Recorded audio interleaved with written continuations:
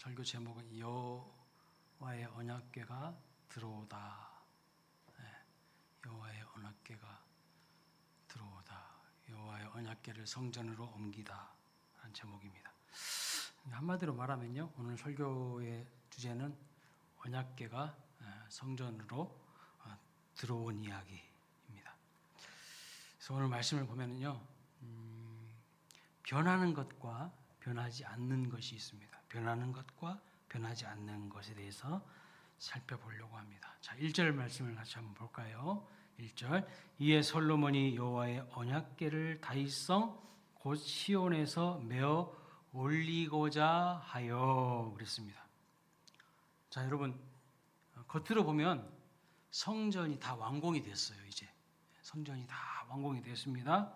그런데 여호와의 언약궤가 그 성전에 들어오기 전까지 성전은요, 성전이 아닙니다. 성전이 아니라고요. 다 완공됐어요. 그런데 언약궤가 아직 안 들어왔어요. 안 들어왔어. 그래서 솔로몬은 다윗 성에 있었던 언약궤를 메어 오기로 결정합니다.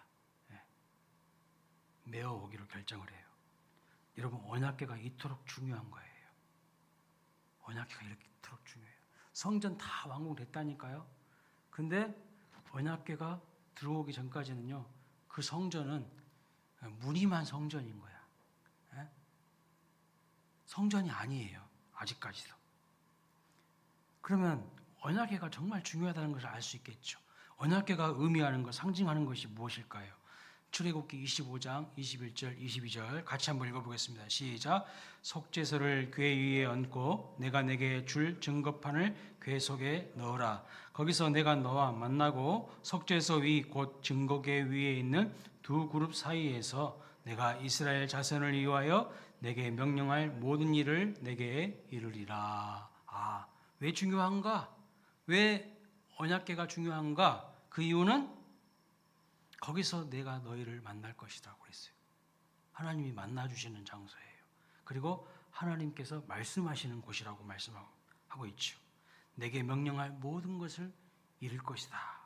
자, 사진으로 한번 볼까요? 저렇게 생겼어요. 언약궤라고도 하고 법궤라고도 하죠. 자, 두 그룹이 있어요. 제일 위에 보시면 그룹은요, 천사를 말하는 거예요. 천사. 근데 정확하게 성경에 이 그룹이 사람의 얼굴 모양을 하고 있는지 짐승의 얼굴 모양을 하고 있는지 정확하게 나오지는 않았어요. 근데 에스겔에 보면 뭐 사자의 모습도 있고 사람의 모습도 있고 뭐 여러 가지 모습이 있지만 정확하지는 않아요. 자, 그리고 두 그룹 사이 이 천사가 날개를 쫙 펴가지고요. 성경 다른 곳을 보면 이 날개와 날개가 딱 끝이 닿았다고 말하고 있어요. 근데 이 날개와 날개 두 그룹 사이에 거기를 뭐라고 하냐면 속죄소라고 합니다. 속죄소 또는 시은좌라고 해요. 시은좌. 거기서 하나님이 만나신다고 말씀했어요. 하나님이 만나신다고. 그리고 그 속죄소 아래에는 뭐가 있냐? 법궤가 있어. 법궤. 그러니까 마치 이 언약궤, 법궤의 뚜껑이 시은자, 속죄소, 그리고 두 그룹이 이렇게 있는 거예요. 그리고 여러분, 이 언약궤, 법궤 안에는 뭐가 있죠? 세 가지가 있어요. 혹시 아십니까? 십계명, 두 돌판, 그다음에 만나를 담은 항아리, 또 뭐가 있습니까? 아론의 쌍난 지팡이가 있는 거예요. 맞습니다. 그래서 언약궤는요, 하나님의 말씀, 하나님의 임재를 상징합니다. 하나님의 임재. 하나님께서 말씀하시는 것을 상징합니다. 그러니까 성전이 완공됐지만 하나님의 임재와 하나님의 말씀을 상징하는 이 언약궤가 들어오기 전까지 성전이 아니라는 거예요. 여러분, 교회를 교회답게 하는 게 뭘까요? 교회를 교회답게 하는 것은 하나님의 말씀입니다. 하나님의 말씀이 바르게 선포되는 것이고 그 하나님의 말씀이 우리의 중심에서 역사해야 하는 것이죠. 아무리 교회가 최첨단 시설을 갖추고요, 대단한 음향 장비를 갖추고 좋은 악기들과 화려한 조명 시설을 갖추고 있다 할지라도, 좋은 편의 시설을 갖추고 있다 할지라도 하나님의 말씀이 없다면 그건 교회가 아니에요. 교회가 아니에요. 겉으로 보면 여러분 교회들 다 똑같아 보이죠? 왜 이렇게 교회들은 다 똑같아 보이는지 모르겠어요. 다 한결같이 저 지붕 꼭대기 위에 십자가를 달고 있어요. 그렇죠?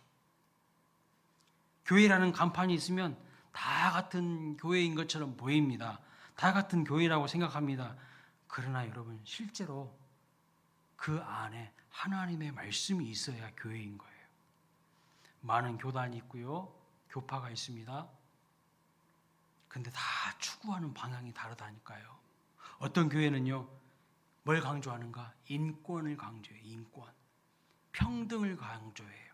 사회의 정의를 부르짖는 교단이 있습니다. 그런데 어디에도 예수님 이야기는 없어요. 어디에도 예수님 이야기 없어요. 십자가를 말하지 않습니다. 성경 말씀이 없는 교회도 있어요. 겉으로 보면 교회 같아요. 교회 간판 달고 있습니다. 그러나 설교 시간에 하나님 말씀 이야기 안 해요. 거북한, 사람들이 듣기 거북한 이야기요, 안 합니다. 성경 이야기 안 해요. 너무 진부한 그 옛날 과거 이야기라고 생각해서 이 시대의 사람들의 맞는 이야기를 한다고 합니다. 그러면서요, 정작 하나님 말씀은 이야기하지 않아요. 그러니까요, 교회가 복음이 없고 십자가가 없어요. 십자가에 복음이 없어요. 예수님이 없어요. 그 교회일까요? 교회일까요? 놀랍게도 성경을 읽고 나서 설교하는 내용은요, 하나님의 말씀과 아무런 상관없는 이야기하는 교회들도 많아요. 여러분, 무엇이 과연 교회를 교회답게 만들까요?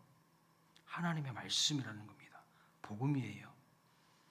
그리고 성경은 우리 각자를 뭐라고 했죠? 우리 각자가 성전이라고 했어요. 하나님의 영이 거하시는 전이라고 하셨습니다. 그 성전에 뭐가 있어야 한다고요? 말씀이 있어야 돼요. 말씀이 없는 성전은요, 성전이 아니에요. 교회에 왔다 갔다 한다고 해서 성전 되는 건 아닙니다. 그렇지 않 되는 거 아니에요. 진리의 말씀, 생명의 말씀 붙들고 살아가야 성전이고요, 그리스도인인 거예요. 하나님의 말씀이 없으면 성전이 아니라는 거예요. 솔로몬 성전이 완공되고 드디어 이제 언약궤를 모시고 옵니다. 그런데 제가 말씀을 이렇게 묵상하다가 이런 질문이 생각이 났어요. 이런 생각을 했습니다. 여러분, 왜 솔로몬은 언약궤를 새로 만들지 않았을까요? 그냥 새로 만들면 되는 거 아니에요? 좋게, 멋지게, 아름답게. 솔로몬이 성전의 모든 기물들을 여러분 다 새로 만든 거 아십니까? 다 새로 만들었어요. 옛날 쓰던 거 없어요. 열왕기상 7장 후반부를 보시면요, 솔로몬이 또 여호와의 성전의 모든 기구를 새로 만들었다고 나와 있어요. 보세요. 48절에 또 여호와의 성전의 모든 기구를 만들었어요. 예? 그 밑에 말씀 쭉 보면은 각종 기구들을 다 새로 만들었어요. 예. 여러분, 왜 새로 만들었는데 언약궤는 안 만들었을까, 새로? 여기 보면 솔로몬이 모세 시대의 성막에서 사용했던 그 모든 것들을요, 새로 만들었습니다. 그런데 신기한 것이 뭐냐면 언약궤만 새로 안 만들었어요. 새 것을 안 만들었어요. 얼마든지 새로 만들 수 있을 것 같습니다. 그런데 언약궤는 새로 안 만들었어요. 예전에 모세 시대에 만들었던 그 언약궤 그대로, 다윗성에 있었던 그것 그대로 메고 오게 만들었어요. 뭐하러 불편하게 그랬을까요? 그냥 새로 만들어버리지. 다른 것들 만들면서 새로 다 만들지. 여기에 상징적인 의미가 있습니다. 여러분, 솔로몬 성전에 새로 만든 것이 있고 새로 만들지 않은 것이 있습니다. 이 두 가지가 다 중요합니다. 여기 아주 중요한 메시지가 있어요. 교회 안에 반드시 새로 만들어야 될 것들이 있고요, 절대 새로 만들면 안 되는 것들이 있다는 말씀입니다. 뭘까요? 그게 시대가 변함에 따라서 교회 안에는요, 반드시 새롭게 만들어야 될 것들이 있습니다. 반면에 아무리 시대가 변해도 절대로 건들지 말아야 될 것들이 있어요. 변해야 될 것이 있고 변하면 안 되는 것들이 있다는 말씀입니다. 여러분, 무엇을 새로 만들었다고요? 거의 모든 것을 다 새로 만들었어요, 솔로몬이. 이것이 아주 중요하고 놀라운 포인트예요. 한 가지 빼고 다 새 것으로 만들었습니다. 그 한 가지는 뭐죠? 언약궤는요. 언약궤는 손대지 않았어요. 그렇다면 우리는 이런 적용을 할 수 있습니다. 여러분, 교회 안에 그 어떤 것도 우리는요, 집착할 필요가 없어요. 다 바꿔도 돼요. 다. 새 술은 새 무대에 담으라고 그랬어요. 예배 형식 집착할 필요 없어요. 예배 형식 집착하지 마십시오. 전통 예배 너무 좋아하시는 분들이 있어요. 그 전통이 무슨 전통인지 아십니까, 여러분? 무슨 전통인지 아세요? 소위 우리가 알고 있는 익숙한 전통 예배라는 것은 19세기 미국 선교사들이 조선 땅에 들어오면서 예배는 이렇게 드리는 것이 좋아 라고 가르친 것을 전통 예배라고 합니다. 우리가 왜 오랫동안 전통 예배라고 하면서 그렇게 예배를 드렸냐면 19세기 미국이요, 그 당시 그렇게 예배를 드려서 그렇게 우리 선조들에게, 선배들에게 가르쳐주고 간 것입니다. 지금 미국 교회 가보세요. 그렇게 예배 안 드려요. 중세 시대는요, 중세 시대에 맞는 예배를 드렸고요, 초대 교회는요, 또 지금과는 다른 모습으로 예배를 드렸습니다. 그러니까 전통 예배라고 하면서 19세기 미국의 선교사님들이 가르쳐준 예배만 예배라고 하는 분들이 있어요. 정말 몰라도 뭘 모르신 분들이에요. 그게 전통 예배 아니에요. 그렇지 않습니다. 바꿔도 돼요. 성경에 하나님이 꼭 이렇게 드리라고 말씀하신 적이 없어요. 이것만 말씀하셨어요. 영과 진리로 드려라. 신령과 진정으로 예배해라. 형식은 자유롭게 해도 괜찮아요. 물론 성도님들마다 성향이 있어요. 자기가 좋아하는 성향, 성격, 기질 이런 것들이 있어서 조용한 예배 형식 좋아하는 분들이 있고요, 어떤 분들은 현대적인 형식으로 찬양을 많이 하고 예배에 군더더기가 없는 심플한 그런 스타일을 선호하는 분들이 있습니다. 중요한 것은 어떤 특정한 형식만 옳다고 주장하는 것이 오히려 문제가 될 수 있다는 거예요. 어떤 분들은요, 교회 건물 모양도 너무 고정관념에 딱 집착하는 분들이 있어요. 교회 건물이 특정한 스타일로 획일화될 필요가 있습니까? 없어요. 다양한 스타일로 다양하게 건축할 수 있는 것입니다. 성막의 모양과 성전의 모양이 달랐잖아요. 성막의 모양과 성전의 모양이 다르잖아요. 똑같아야 될 거 아닙니까? 성막 그대로 해야 될 거 아닙니까? 시대가 달라지니까 달라지는 거예요. 성전 안에 기구들도 마찬가지입니다. 다 새롭게 솔로몬이 만들었다니까요. 어떤 분들은요, 이런 이야기를 하더라고요. 왜 예배 순서에 주기도문이 안 가냐고, 왜 사도신경을 안 하냐고 하시는 분들이 있습니다. 어떤 분들은 그렇게 고집을 해요. 여러분, 꼭 그렇게 하라고 하나님 말씀하신 적이 있나요? 없어요. 없어. 없다고요. 해도 되고 안 해도 돼요. 신령과 진정으로 영과 진리로 예배라고 하셨지 특정한 예배 형식을 하나님이 우리에게 말씀해 주신 적이 없어요. 과거에 한국 교회는요, 예배당 안에 드럼 없었어요. 드럼 치면 난리 났습니다, 어른들한테. 어떤 교회는요, 오르간만 치도록 했어요. 오르간만. 피아노 못 치게 했어요. 어떤 분들은요, 기타도 못 치게 했어요. 이런 뭐 딴따라들이 하는 것을 예배당 안에서 하냐고 막 뭐라고 야단쳤어요. 그러지 않습니까? 그런데 저는요, 성경을 보니까 하나님이 그렇게 말씀하신 적이 없더라고. 그래서 저는요, 각종 기타도 치고 드럼도 치고 트럼펫도 불고 팀파니도 치고 색소폰도 불고 피리도 불고 탬버린도 치고 그렇게 했으면 좋겠어요. 온 악기를 다 동원해서 하나님을 찬양하고 예배드리고 싶습니다. 다윗이 언약궤 모시고 올 때 어떻게 했습니까? 모든 악기를 총동원하지 않았습니까? 근데 왜 우리는 내가 가지고 있는 고정관념과 편견에 사로잡혀가지고 이것은 되고 저것은 안 돼! 이러냐는 것이죠. 이런 고정관념과 편견을 버려야 하나님의 풍성한 은혜를 누릴 수가 있는 것이죠. 여러분 한번 질문해 보겠습니다. 성가대는 있어야 됩니까? 있어야 됩니까? 없어야 됩니까? 있어도 되고 없어도 돼요. 오해하지 마십시오. 성가대 있어도 되고요. 없어도 됩니다.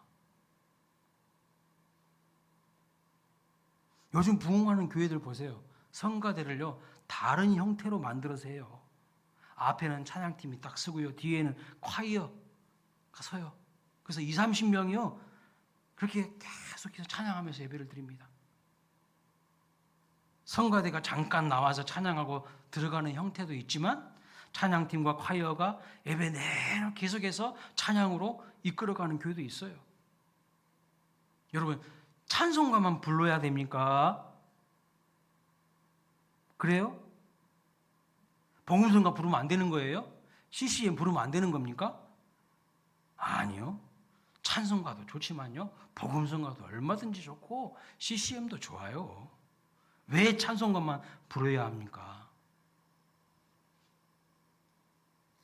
우리의 고정관념일 수 있어요. 우리의 고정관념. 그것이요, 우리의 고정관념이, 우리의 편견이 교회의 부흥의 걸림돌이 될 수 있어요. 그걸 알아야 돼요. 찬송가는요, 거의 대부분 19세기 미국 복음성가입니다. 19세기 미국 복음성가라고요. 그 찬송가 작사, 작곡, 연대를 한번 봐보세요. 여러분들이. 거의 대부분요, 19세기 미국 복음성가예요. 그러면 성령 하나님께서 19세기까지만 역사하셨습니까? 지금 찬송가는 그 당시 복음성가라고 천시받았던 노래들이라니까요. 중세시대 서방교회는요, 그레고리 성가만 불러야 된다고 했어요. 그레고리 성가. 다른 것들은 천시받았던 곡들입니다. 그러니까 만약에 중세시대의 관점에서 보면요, 우리는 지금 큰일 날 죄를 범하고 있는 거예요. 어디 교회에서 그레고리 성가만 불러야지 이런 것들을 부르고 있습니까? 어떤 교회는요, 너무 고리타분해가지고 시편 찬송가만 찬송으로 인정해요. 설교도 시편만 해요.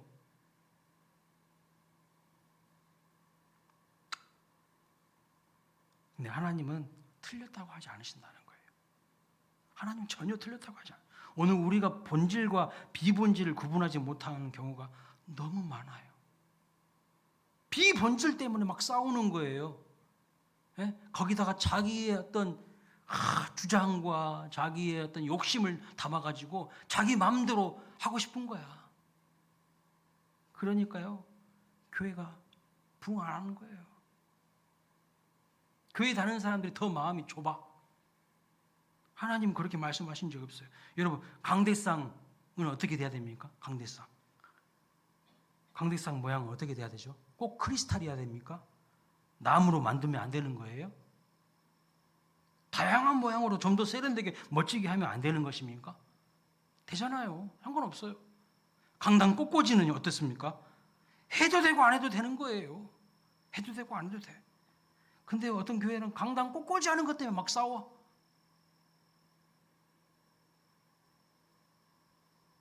우리 교회는요, 특별한 절기만 꽃꽂이 하고 있습니다. 성탄절, 부활절, 맥주감사절, 추수감사절, 이 네 절기만 하고 있어요. 그것도 자발적으로 헌화하시는 분이 계셔요.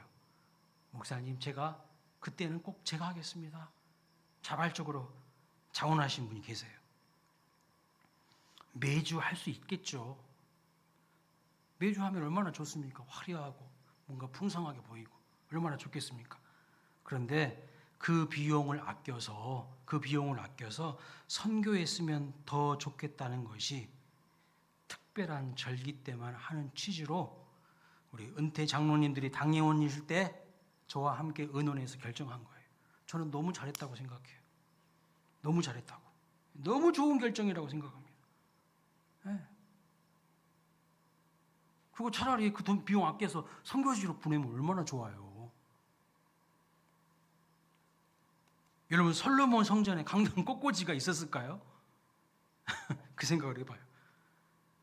아니요, 없었어요. 강당 꽃꽂이 없었어요. 사람들은요, 자기들이 세워놓은 기준대로 생각대로 안 하면 뭐라고 말한 줄 아세요? 교회가 이상하다고. 교회가 이상하다고. 아니요, 그 사람이 이상한 거예요. 그 사람의 생각이 고루한 거예요. 하나님은 그렇게 말씀하신 적이 없어요.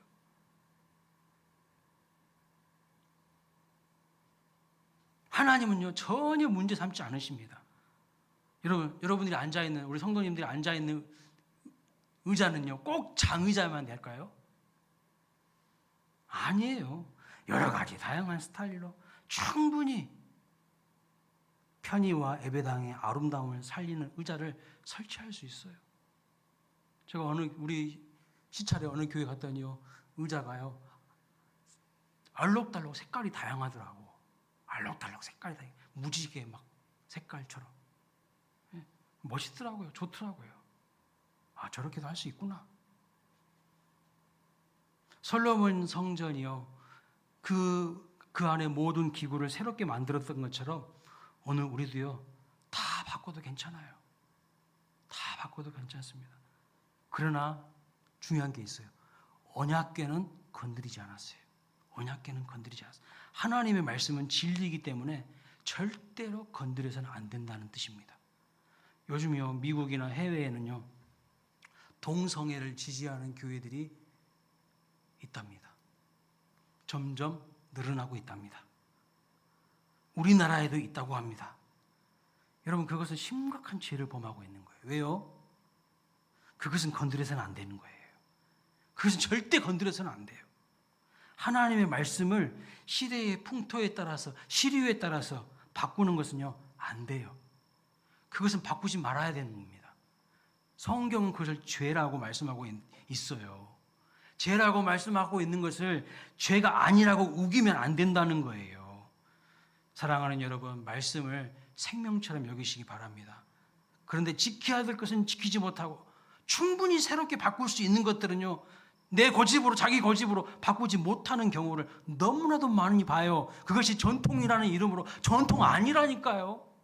누가 그렇게 전통이라고 이야기했어요? 하나님도 전통 아니라고 하는데. 그러니까 교회가요, 부흥하지 않는 거예요. 사람들의 고집 때문에. 특별히 다음 세대는요, 그런 교회에 남아있지는 않습니다. 그렇게 거루하고 그렇게 이 시대 분위기를 모르는 그런 교회는요, 남아있지 않아요. 항상 새로워지고 항상 더 긍정적으로 변화된 모습이 있어야 되는 것이죠. 사랑하는 여러분, 광야에 모든 성물들 있잖아요. 뭘로 만든 줄 아십니까? 조각목으로 만들었어요. 조각목. 출애굽기 25장을 보면 조각목으로 다 만들었어요. 조각목. 왜 조각목으로 만들었을까요? 광야에서 쓸 수 있는 재료가요, 조각목밖에 없었기 때문이에요. 그런데 솔로몬 성전은 뭘로 만들었을까요? 백향목으로 만들었어요. 왜요? 조각목으로 만들어야지. 예? 성막, 모든 물건들 조각목으로 만들었으니까 똑같이 조각목으로 만들어야지. 솔로몬 성전은요, 백향목으로 만들었다니까.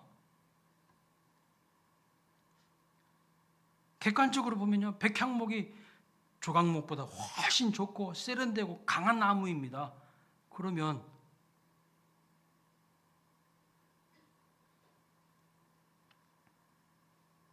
우리 생각에는 언약궤도 백향목으로 다시 만들었으면 좋지 않겠습니까? 그렇죠.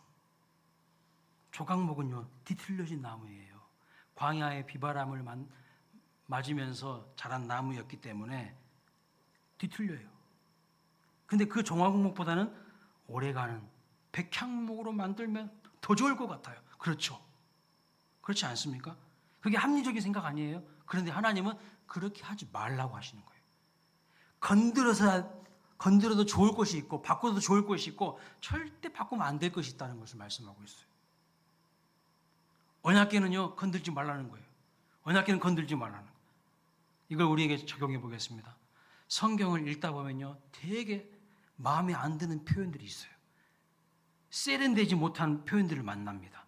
이 시대의 사람들이 읽으면요, 거부감을 느낄 것 같은 표현들이 있나요, 없나요? 있어요. 그렇다고 그 성경 말씀을요, 내가 내 마음에 안 드니까 빼거나 자기 마음대로 이상하게 해석하거나 그러면 안 됩니다. 그러면 안 돼요. 오늘날 사람들의 관점으로 보면 백향목으로 새롭게 언약궤를 만들어야겠다는 거죠. 아닙니다. 하나님은 조각목 그대로 두기를 원하시는 거예요. 조각목 그대로 두기를 원하십니다. 무슨 말씀입니까? 하나님의 말씀을 건들지 말라는 거예요. 건들지 말라는 거예요. 그대로 지키라는 겁니다. 우리가 듣기에는 거북스럽고 어려워도 하나님의 말씀 절대로 건들면 안 돼요. 그런데 사람들은요, 하나님의 말씀을 무시합니다. 무시해버려요. 언제부터 그랬나요? 언제부터? 아담 때부터 그랬지 않습니까? 동산에 있는 모든 나무의 열매는 먹어도 좋다. 그런데 선악을 알게 하는 나무의 열매는 절대 먹지 말라고 했죠. 근데 그것도 인간 생각에는 기분이 나빠요. 기분이 나빠. 그래서 하나님 말씀 무시하고 어긴 겁니다. 당신이 뭔데 나한테 이래라 저래라 명령하고 있어. 말씀을 무시해버리는 거예요. 그 결과가 어떻게 됩니까? 인간이 비참해지고요, 죽음을 경험하게 되는 것이죠. 사랑하는 여러분, 하나님의 말씀을 내 임의대로 건드리지 마세요. 어려워도 이해가 안 돼도 지켜 순종하시기 바랍니다. 그 순종함이 여러분의 삶을 복되게 지키는 비결이라는 것을 알아야 돼요. 자, 그러면 이제 한번 언약궤의 내부를 한번 살펴보겠습니다. 9절 말씀을 읽어보겠습니다. 시작. 그 궤 안에 두 돌판 외에 아무것도 없으니, 여기까지만 보겠습니다. 이상하지 않습니까, 여러분? 그 언약궤 안에는 뭐가 있어야 한다고요? 세 가지가 있어야 되잖아. 두 돌판, 만나를 담은 항아리, 아론의 쌍난 지팡이가 있어야 되잖아요. 그런데 여기 보니까 두 돌판 외에 아무것도 없다고 했네요. 원래 이 안에는 분명히 세 가지가 있었습니다. 히브리서 9장 4절 말씀을 볼까요? 히브리서 9장 4절 말씀. 저기 보세요. 만나를 담은 금 항아리와 아론의 쌍난 지팡이와 언약의 두 돌판이 있었어요. 돌판들이 있었어요. 그림으로 한번 볼까요? 이렇게 세 가지가 들어가 있었는데 지금 열왕기상 8장 말씀에는 한 가지밖에 없다는 거예요. 다 어디 간 거예요? 두 돌. 솔로몬 시대에는요, 두 가지를 잃어버렸어요. 두 돌판은 하나님이 말씀하신 것입니다. 하나님이 말씀하신 것. 하나님의 말씀을 상징하는 거예요. 그죠? 만나는 뭘죠? 만나. 하나님이 생명의 양식을 공급하신 거예요. 생명의 양식. 그렇죠. 아론의 쌍난 지팡이는 뭐죠? 마른 막대기에서도 다시 생명의 기적이 일어날 수 있다는 겁니다. 다 의미가 있어요. 다 의미가 있어요. 근데 이 세 가지를 간직하라는 것은 후대 사람들에게 하나님이 어떤 분이신지를 알도록 간직하라는 것이었죠. 어떤 하나님? 말씀하시는 하나님, 공급하시는 하나님, 기적을 베푸시는 하나님을 알도록 간직하라고 하셨습니다. 그런데 이 세 가지 중 두 가지는 사라졌어요. 만나 사라졌습니다. 언제 사라졌는지 몰라요. 아론의 쌍난 지팡이 사라졌어요. 없어요. 학자들이 추측합니다. 뭐라고요? 이 언약궤가 블레셋 사람들에게 빼앗긴 적이 있습니다. 블레셋 사람들에게. 그때 사라졌을 것이라고. 이 사람들은, 블레셋 사람들은 그것이 뭘 의미하는지 모르니까요. 자, 우리에게 적용을 해볼까요? 여러분 인생에서 하나님의 공급하심을 경험하시기를 주님의 이름으로 축복합니다. 참으로 중요한 것이죠. 기적의 하나님 체험하시기를 주님의 이름으로 축복합니다. 그러나 여러분, 말씀만 영원하다는 거예요. 말씀만. 이 의미가 뭐냐면 말씀만 영원한 거예요. 기적 중요하죠. 하나님의 초자연적인 역사를 경험하는 것 중요합니다. 나를 도우시는 하나님 체험하는 것도 너무 중요해요. 그러나 그것들은 영원한 것들이 아니라는 거예요. 영원한 것들이 아니에요. 이사야 40장 8절에 푸른 마르고 꽃은 시드나 우리 하나님의 말씀만 영원히 서리라고 말씀하고 있어요. 우리 하나님의 말씀만. 우리 인생 가운데 기적이 일어나야 됩니다. 교회에 기적이 일어나야 되겠죠. 그런데 그 기적은요, 사실상 표적이에요. 표적. 여러분, 표적이 가리키는 것이 무엇일까요? 그 기적이 가리키는 것이 무엇일까요? 하나님이에요. 하나님. 기적 자체가 의미가 있는 것이 아니라 그 기적을 통하여서 하나님이 누구시고 예수님이 누구신지를 알게 하시는 것입니다. 그래서 기적 자체가 목적이 되어버리면요, 신앙이 이상해져요. 신앙이 변질되고 타락합니다. 여러분, 기적 자체가 목적이 되어버리면요, 온갖 성물들은 어떻게 바뀌는지 아세요? 우상이 돼요. 우상으로 그 성물들을 섬길 것이 뻔합니다. 여러분, 샤머니즘, 주술을 믿는 사람들은요, 부적 그 자체가 복을 가져다 주거나 화를 막아줄 것이라고 생각합니다. 그렇죠? 그 우상이에요. 그 우상이라고요.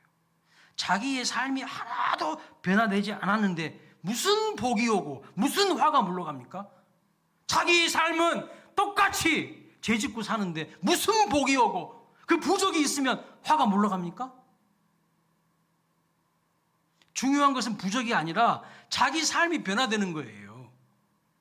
중요한 것은 그 기적을 통해서 하나님이 누구신지를 알아야 된다는 거예요. 그렇지 않으면 그 기적은요, 아무런 의미가 없는 거예요. 아무런 의미가 없는 거예요. 그래서 기적이란 말을 원문을 찾아보니까요, 표적이라고 했는데 영어로 하면 사인이라는 거예요. 사인. 여러분, 야구 선수가 투수와 포수가 서로 막 손으로 막 사인 보내죠. 그런데 투수와 포수는요, 그것이 무슨 말인지 무슨 뜻인지를 알아먹어요. 마찬가지입니다. 기적을 통해서 궁극적으로 가르치는 것은 하나님이라는 거예요. 하나님. 그래서 이 표적과 기적이 기능을 다하면요, 그것들은 필요 없어요. 필요 없다고요. 영원하지 않습니다. 교회에 영원한 것은 뭐예요? 성도에게 영원한 것은 뭡니까? 우리 인생에 영원한 것은 하나님의 말씀이에요. 이것만 영원합니다. 말씀을 붙드는 교회에 하나님께서 능력을 베푸신다는 것을 믿으시기 바랍니다. 말씀을 마치겠습니다. 솔로몬은 성전 다 완공했어요, 이제. 그러나 언약궤가 성전 안으로 들어오기 전까지는 성전은 성전이 아닌 것입니다. 언약궤는 하나님의 임재를 상징하는 것이고 하나님의 말씀을 의미합니다. 교회를 교회되게 하는 것, 성도를 성도되게 하는 것은요, 하나님의 말씀이에요. 하나님의 말씀. 우리를 가르쳐 성전이라고 하셨습니다. 그런데 우리의 삶에 하나님의 말씀이 없다면 가짜예요. 죄송하지만 가짜, 진짜 아니에요. 진짜 성도는요, 자기 생각과 감정이 아닌 하나님 말씀 붙들고 살아가는 사람이에요. 내 고집하면서 이것은 돼, 이것은 안 돼, 이것은 전통이야. 누가 그렇게 말했는데요? 하나님도 그렇게 말씀 안 하셨는데. 솔로몬은 성전에서 모든 것을 다 새롭게 만들었습니다. 뭐든지 다 바꿀 수 있다는 뜻입니다. 그러나 딱 하나 건드리지 않았어요. 언약궤는 건드리지 않았어요. 무슨 말인가? 시대가 바뀌면, 시대가 바뀌어도 본질은 그대로 둬야 된다는 거예요. 본질은. 모든 형식과 비본질은요, 다 바꿀 수가 있어요. 다 새롭게 바꿔야 돼요. 건물 모양, 기물, 악기, 의자, 강대상, 그 모든 것 바꿔도 상관없어요. 상관없어요. 제가 이찬수 목사님, 또 김병사 목사님, 그분들 설교 많이도 보고 또 신앙도 보는데, 분당 우리 교회는요, 예전에는요 다 앉아서 성경 구절 읽었어요. 요즘엔 다 서서 읽더라고. 다 서서 읽어. 성경 말씀 봉독할 때. 다 일어서겠습니다 해가지고. 왜 그런 줄 아세요? 항상 매너리즘에 안 빠지게 하려고. 또 서서 읽다가 또 좀 지나면 또 앉으라 할 거예요. 예? 그게 본질이 아니잖아요. 비본질이잖아. 설 수도 있고 안 설 수도 있는 거지. 앉을 수도 있는 것이지. 중요한 것은 우리가 영과 진리로 예배 드리는데 장애물 되는 것은요, 고쳐야 된다는 거예요. 바꿔야 된다는 거예요. 나의 고정관념으로, 나의 편견으로 집착해서는 안 된다는 것입니다. 그러나 시대가 바뀌어도 하나님의 말씀은 절대로 건드려서는 안 돼요. 그것을 건드리는 순간 아담이 범한 실수를 또 범하는 거예요. 아담이 범한 실수. 동상 각종 나무의 열매는 다 너의 임의대로 먹어도 좋지만 선악을 알게 하는 나무의 열매를 먹는 날에는 반드시 죽으리라고 하셨지 않습니까? 하나님의 말씀을 지키는 자가 복이 있는 거예요. 하나님의 말씀을 지키지 않으니까 아담과 하와가 어떻게 된 겁니까? 쫓겨나요. 인생의 죽음이 찾아왔어요. 하나님의 말씀이 여러분의 삶의 중심이 되시고 그 말씀을 사랑하시기를 주님의 이름으로 축원합니다. 그것이 오늘 이 본문을 통해서 우리에게 주시는 메시지예요. 우리는 무엇을 붙들고 살고 있습니까? 하나님의 말씀이 내 생각보다 더 중요한 거 맞습니까?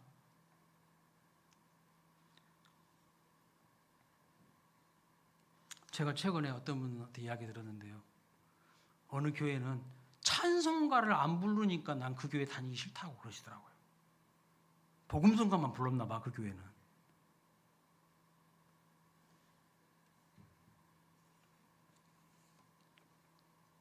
어떤 교회는요, 재밌는 교회가 있어요. 1부부터 4부, 5부까지 있는데 어떤 교회는, 어떤 부 예배는요, 찬송가만 불러요. 어떤 부 예배는요, 찬송가하고 복음성가 섞어서 불러요. 또 어떤 교회는요, 복음성만, 다른 부에는 또 복음성만 불러요. 다양한 성도들, 다양하게 맞춰서 그렇게 하더라고요.